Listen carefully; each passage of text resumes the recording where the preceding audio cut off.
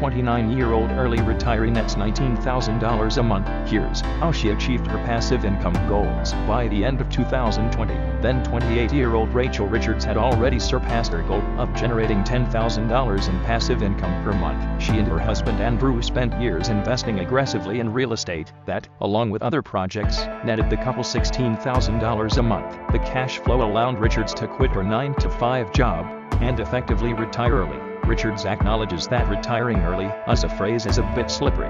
We either call ourselves retired or financially independent. We use the terms interchangeably, she says. It's really that I work when, where, and if I want. The truth is, Richards loves to work. She spent much of her 20s building up a real estate portfolio, writing 2 books, and launching a business, much of which while working full-time jobs. In the past year, she and her husband decided to scale things back a bit.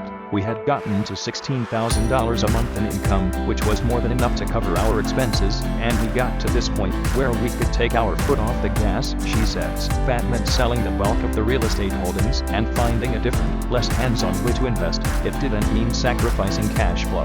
In fact, these days, the couple's passive income projects net them $19,000 a month, selling properties to make a good profit. As home values rose, Richards and her husband first began buying rental properties in 2017, each contributing $10,000 in savings to buy their first property, a $100,000 duplex in Louisville, Kentucky. Because she had her real estate license, Richards earned a commission from the seller each time the couple brought property, a convention that allowed them to expand rapidly. They purchased 6 properties comprising 38 units. By the end of 2018, the couple operated 3 of the larger buildings as boarding houses, renting each room out separately on a weekly basis. It was a lucrative model, says Richards. We charged rent of $130 to $150 a week, which included furnished rooms, Wi-Fi, and utilities, she says. It's considered house hacking in a way, and there's huge demand for it. We could fill units within 24 hours on one $375,000 house. With 11 tenants, our monthly rental revenue was $6,850. Earlier this year, the couple decided to sell the boarding houses. We moved from Kentucky to Colorado, and at this point, we were still self-managing our properties, Richard says. At the end of the day, we were sick of being landlords. What's more, she says, with home prices on the rise, it was a good time to sell. We realized we could make a good profit and get into something more passive, diving into one of the most passive kinds of real estate investments. The couple sold their 3 largest properties. They earned relatively modest profits on 2 homes that were already outfitted as boarding houses when they acquired them, another, which they bought for $125,000 and renovated and converted for another $40,000, sold for $325,000. Instead of buying new property,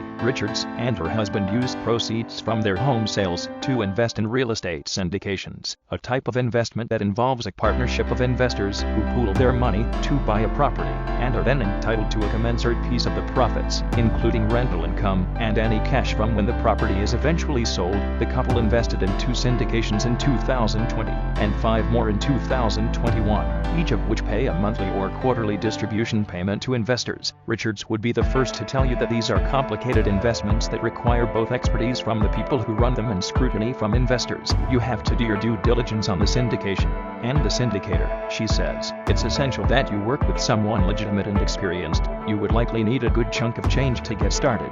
Many such arrangements require you to be an accredited investor, meaning, generally, that you'll have to have a net worth of over $1 million excluding your primary residence, or annual income for at least 2 years exceeding $200,000 for single people, or $300,000 for those with joint incomes. But once you're in, says Richards, the legwork is far less than it would be managing your own properties. It's one of the most passive ways I've found to directly invest in a own rental property, she says. Once you wire in the funds, you subsequently enjoy all the benefits of ownership. The syndicating team does everything, and you collect profits. The potential for profit varies, as well as the risks entailed, while syndicators distribute literature outlining what they expect the investment to return, both in terms of ongoing income and when the property is eventually sold. These aren't guarantees. Depending on market conditions, you could earn a lower return. than you expected, and under a worst-case scenario, you could lose your initial investment altogether. We've achieved our passive income goals. Income from syndications as well as the remaining 4 units in Louisville bring in about $4,000 a month, but they are just part of Richard's many sources of passive income. Royalties on Richard's 2 books, Money Honey and Passive Income, Aggressive Retirement,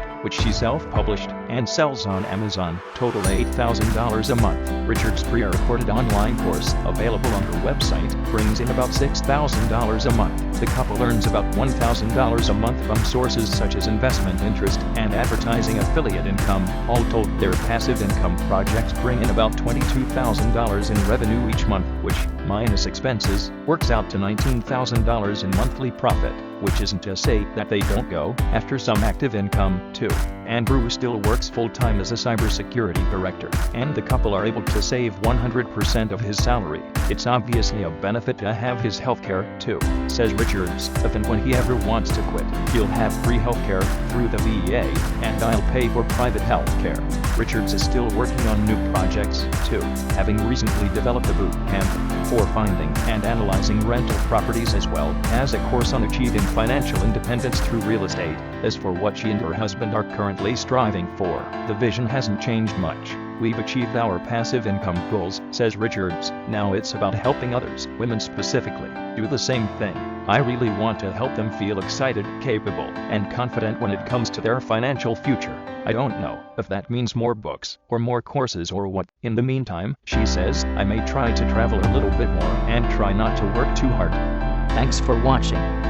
Don't forget to like video and subscribe the channel, Business and Wealth Passive Income Tips.